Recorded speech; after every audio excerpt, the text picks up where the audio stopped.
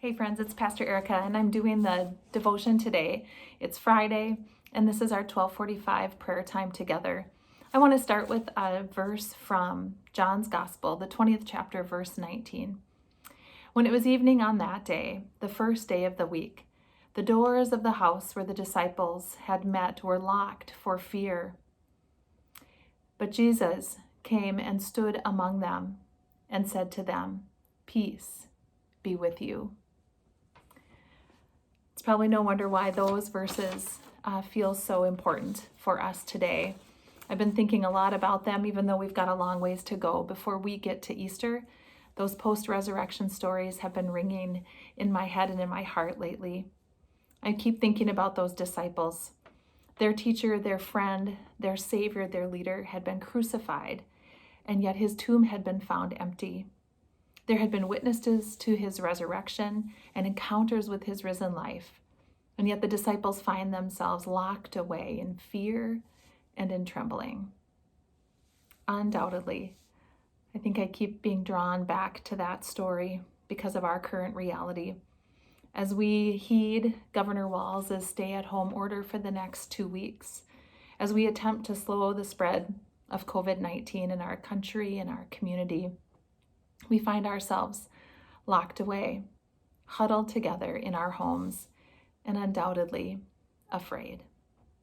Afraid of that outside world, afraid of contributing to the spread of the virus, afraid that someone will spread it to us, afraid that life will never feel normal again, afraid that everything is going to change, that everything is changing. We feel afraid that we might lose a loved one to this disease and that they will die alone. We feel afraid that there won't be enough resources if we need them. I know that some are feeling so afraid for those who are going without food and warmth and love right now, and we can't get to them. I know I'm feeling a little afraid for kids and for teens and for teachers who will feel lost in this transition to online and distance learning. I'm afraid for our healthcare workers. I'm afraid for our economy. It suffered such a drastic blow. Will it survive? Will our businesses survive? Will our lifestyle change irrevocably? I know there's a lot of fear out there. A lot of fear. And I think it's important to name those fears. I think it's really important to be honest about them, to sit with them, to hold them. I think that's what the disciples were doing. When they were gathered together in that room, they were afraid and they were feeling what they were feeling. But in the midst of their fear, into the midst of their locked place, into their social isolation, Jesus appears. He lets himself in without permission, without even a request. He lets himself in. He just shows up and offers himself as an antidote of peace to their fear, as a balm for their wounded and weary souls, as a way to move out of those locked spaces. I believe this is how Jesus operates. It's how Jesus works. He shows up in the midst of our fears and in the midst of our hiding places and invites us to hope again, to live again, and to be free.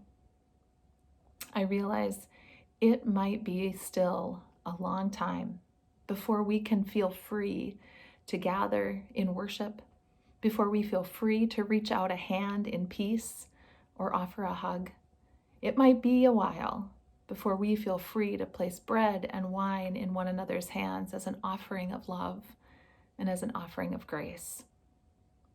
But the promise of the risen Christ is that into whatever our current reality is, there Jesus is, with arms spread to gather us up, with hands reached out to offer us peace, with his very body to grace us with sustenance for this journey. Dear friends, you are not alone, and your fears are not the only reality. Huddle together, stay home, be safe, feel what you feel, but may the peace of Christ rule in your hearts and in your homes. God's peace be with you.